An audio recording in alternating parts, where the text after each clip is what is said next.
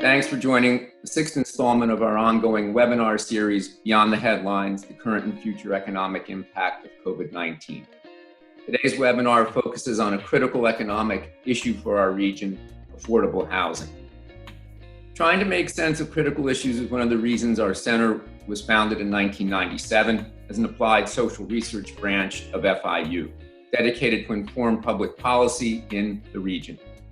Since then, we have grown to become South Florida's leading urban think tank. Our work has four pillars: economic development and housing policy, performance management, valuation and survey research, training, and applied economic and demographic research.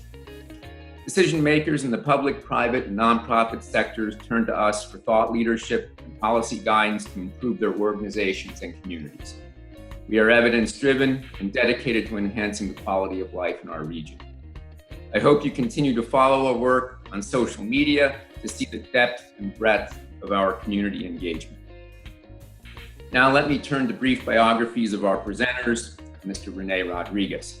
Rene Rodriguez has worked at the Miami Herald in a variety of positions since 1989, including a reporter for the City Desk and general assignment writer for the Features Department. He was the Herald's movie critic from 1994 to 2017 and lived in New York City during that time. He has also written for the New York Times Sunday Magazine, Variety, Entertainment Weekly, and the New York Post. He studied film and journalism at the University of Miami and has won Green Eye Shade and Sunshine State awards for his work. He currently covers affordability and real estate for the Herald's business desk. Before I turn the virtual mic over to Mr. Rodriguez, I'd like to take the opportunity to thank my colleagues, Ms. Helen Roldan and Ms. Caroline Bernard-Stokes, for arranging the event. With no further ado, Mr. Rodriguez, you have the floor.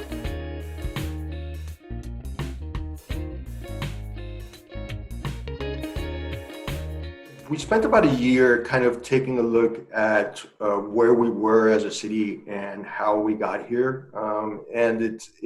We kind of explored the affordability crisis from every perspective, not just the traditional affordable housing, but also the regular people who live here. And as FIU has stated often, more than 60% of Miami-Dade renters spend more than 30% of their income on housing, which means 60% more than half of the renters in Miami-Dade are cost burdened.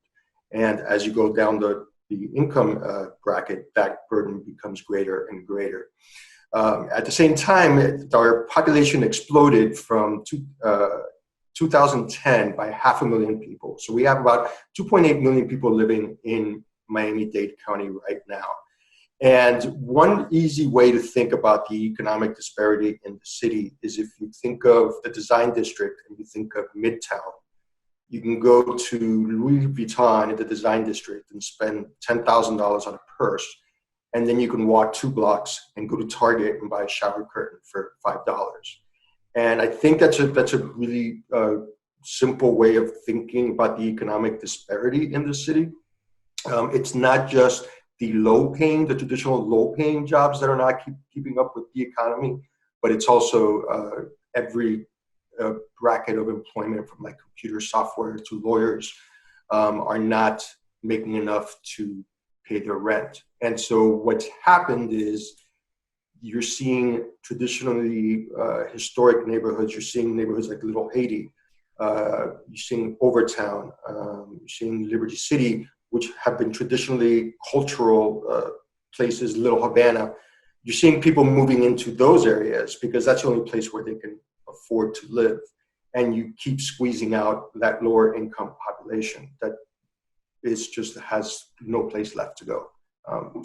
So part of our main takeaway of that series was that this population is in danger of just leaving the area completely and kind of robbing South Florida of the diversity that makes it so great.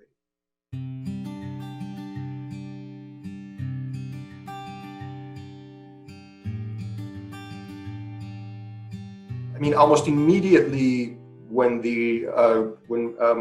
Mayor Carlos Jimenez imposed a moratorium on evictions, and the Federal CARES Act also imposed a moratorium on evictions for any government subsidized buildings. So it wasn't just Section 8 or housing or HUD or affordable. It was also any property that had federal subsidized money, Freddie Mac or Fannie Mae.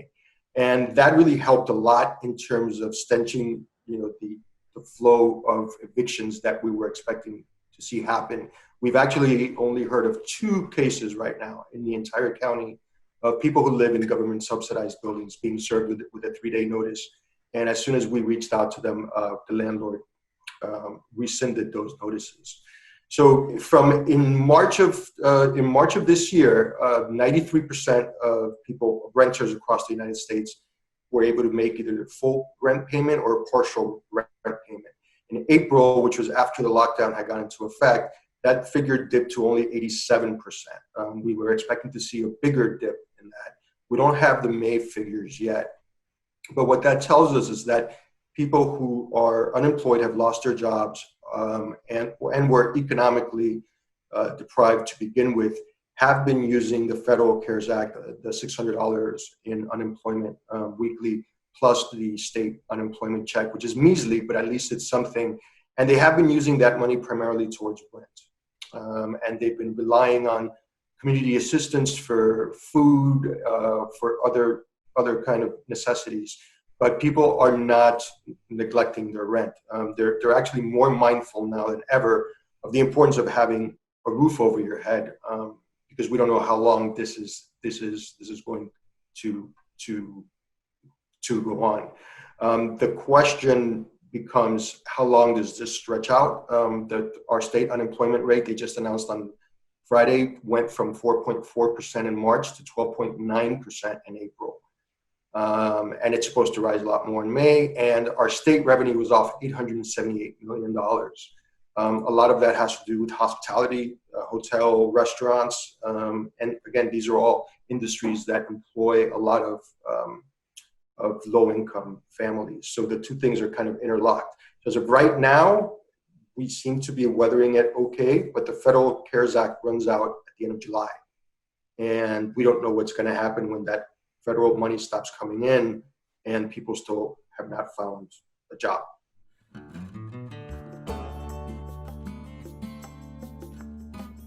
In terms of affordable housing, no. I think the direct impact of COVID-19 on affordable housing, we're not going to really feel it until the fall.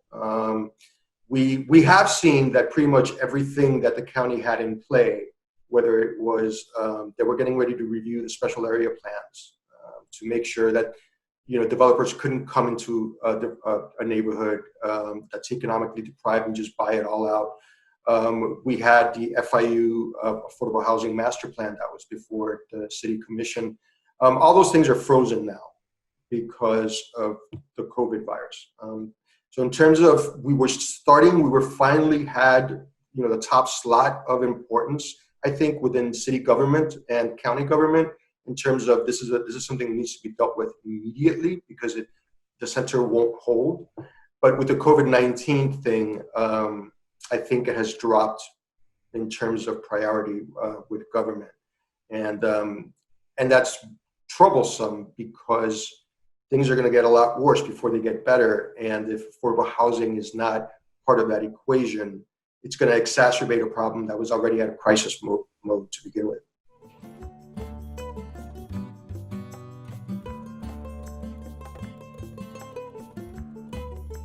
If you look at the way other cities have handled their respective affordable housing crises, and every city has it, right? It's just different kind.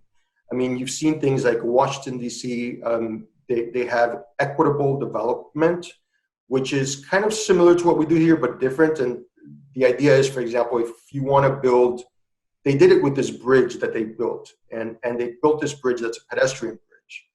And one end of the bridge was in a very kind of upscale, nice neighborhood, and the other end of the bridge was in a very low-income, economically deprived neighborhood.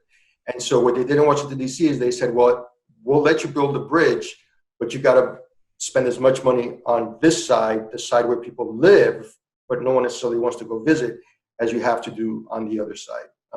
There's all kinds of ways that we can address this problem. But I think because our priorities right now are reopening, the hotels are going to reopen next week.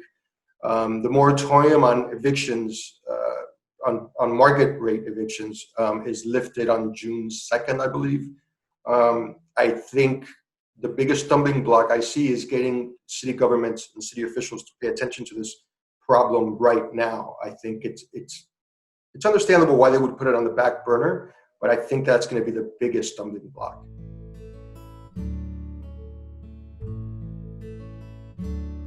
I think you're already starting to see a decrease in terms of real estate values, especially in the condo market.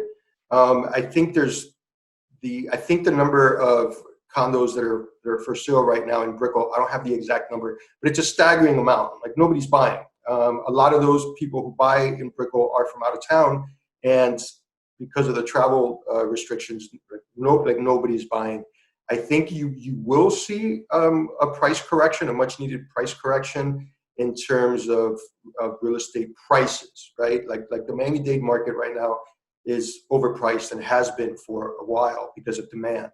I think one thing the virus could do is it could be a big equalizer in terms of bringing some of those prices down. In terms of rents, though, that remains to be seen. If people can't buy a condo, they're going to rent. If they're unemployed, they're not necessarily going to be able to move or invest in a home. They might put off that decision for a couple of years. And what that does is it keeps that apartment, which is market rate or below market rate apartment, it doesn't hit them. It's not available for anyone else to rent. Like, everybody's staying put where they are now because of the fear of the economy.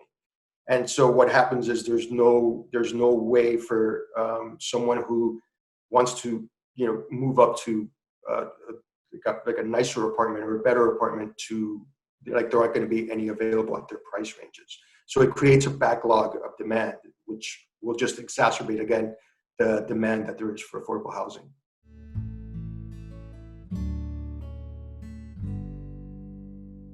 So there have been I think the last number was about 640 evictions filed in the court system since Mayor Jimenez put a moratorium on them. Those evictions are in the system, but they're like, no one has acted on them. Like they're basically queued up. So we can't open them yet. They're on file, but we can't tell if it's commercial or residential real estate. And we can't tell what the reason for eviction is, whether it's non-payment or whether it's another matter. But the law very simply states that if it's government subsidized, they won't be able to carry out that eviction. And some landlords don't know that their properties have government subsidies. So we always tell people, if you're facing an eviction or if you're receiving a 3-day notice, ask your landlord if any part of his loan, and some banks sometimes sell those loans to Freddie Mac and Fannie Mae without telling the mortgage holder. So if it's any part of the property is government subsidized, the court will not proceed with the eviction right now. As starting at the end of July, they will be able to file those evictions.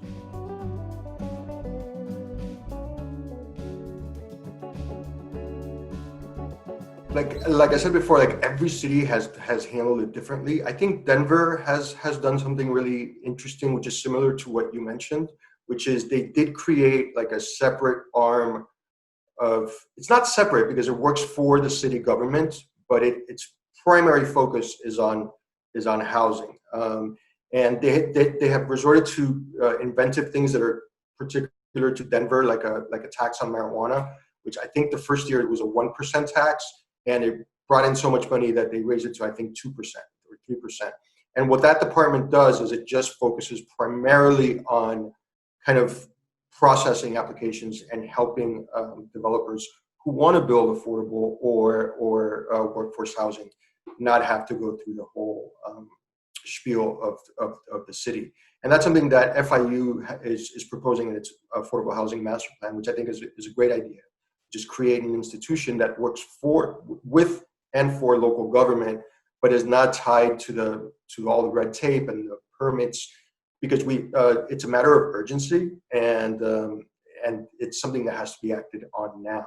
And a lot of housing advocacy groups like Miami Homes for All have been affected by the virus as much as everyone else, and so their voices are not being heard.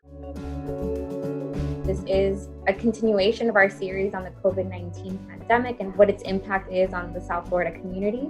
And with that, thank you to the panel for providing such great information for everyone.